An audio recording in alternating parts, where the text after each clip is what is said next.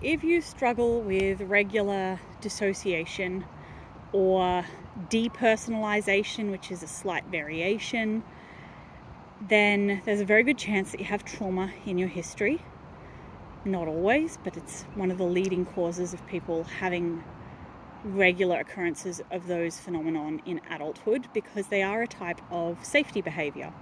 So human beings are evolved to have fight, flight, and freeze, and they are a form of freeze. They are a form of, I can't get away, I'm not strong enough to fight, so I'm just going to try and go as numb as possible and stay put and wait for whatever is going to happen to me to happen. And when we want to get past this and they're causing us problems in our life, there are a number of different things we can do to try and help ourselves. One of the very first things we can do is think about how we establish safety in our lives, because if they are a fight, flight, freeze response and we genuinely are still in danger, then there is no reason to think that that response is going to go away. So the working on getting past those responses is usually more appropriate to be done once you've first worked through any safety challenges in your life. So that's my way of saying that if you're in an abusive relationship with somebody, I don't care who they are to you in your life, a lot of the time you have to work out how to either get away from that relationship or put things in place so the relationship is more safe before any of the other strategies will work. But once you have safety under control, and whether you've done that through couples counseling or assertiveness training or physically removing yourself from the relationship or whatever other strategies you've put in place to get safety present in your life, you then don't necessarily have your body recognizing that. And so you may still be having this hypervigilance to threat and this tendency to have yourself run away and check out. And that is one of the hallmarks of trauma, is that trauma lives in our skin in the now, even though the thing that has traumatized us is in the past. Our body doesn't necessarily get on board with that agenda and leave it in the past. So you may like to learn strategies to do something which is referred to as grounding.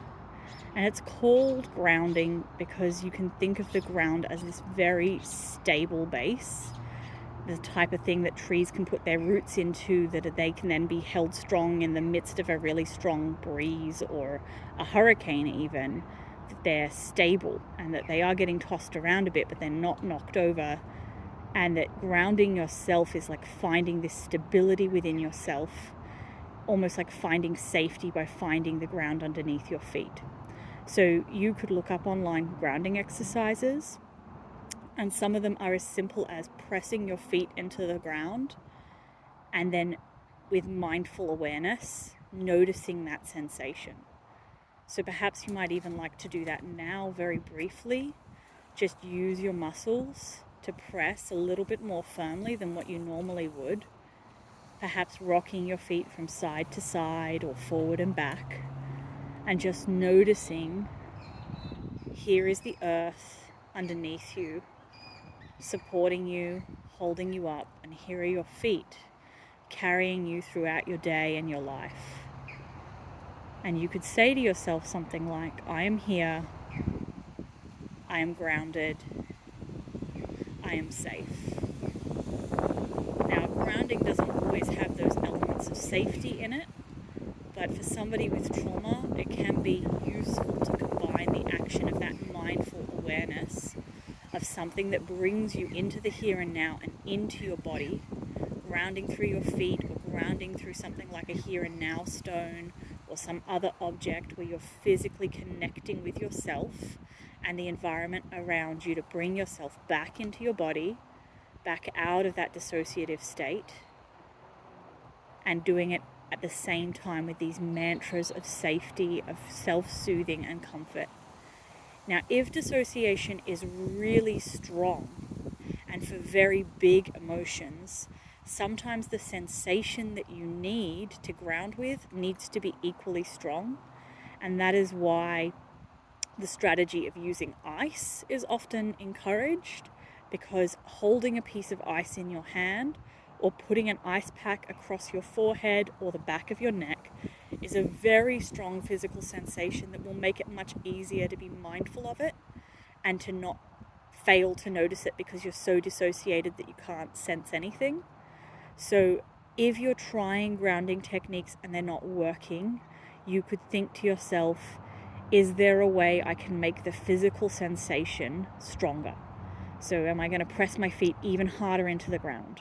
Am I going to go get a piece of ice and curl my fingers around it and not put it down until I can feel it and connect with my body again? Am I going to go for an ocean swim in winter and it's going to be so cold that I'm really going to know I'm alive and I'm back in my body? Beyond grounding, anything that brings your nervous system back into a state of rest and recovery.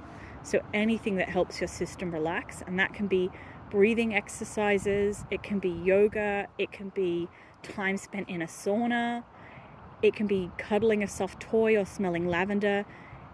It's different for different people because it's based around this idea of giving your body the input it needs in order to be soothed, in order to be relaxed. And so breathing is one that is commonly taught, and not everybody likes it because some people have associations with breathing with anxiety. But you don't have to do a lengthy formal breathing exercise. You could do something as simple as right now, just taking in 2 slow, deep breaths. And as you breathe out, you could say something to yourself, and this is this idea of combining words with actions of, I'm breathing out my tension. And you could imagine the tension flowing out of you. Or I'm breathing out my worry, or my stress, or my fear. And breathing in, you could decide that you're breathing in courage, or you're breathing in relaxation. And decide for yourself what it is that you need more of in your body and what you need to let go of. And say it to yourself as you breathe in and breathe out slowly. And that way you can customize it for what you need in that moment. And it can be as simple as just 2 breaths worth of that. I'm breathing in courage. I'm breathing out fear. I'm breathing in calm. I'm breathing out my anxiety. And just visualizing it for yourself, visualizing that state changing in your body. There are a lot of other things you can do for dissociation, but these are kind of some of the entry-level starting points. It's getting safety in your life, learning to soothe your body, and learning to ground yourself and bring yourself back to the present moment and anchor yourself into your body when you're getting swept up.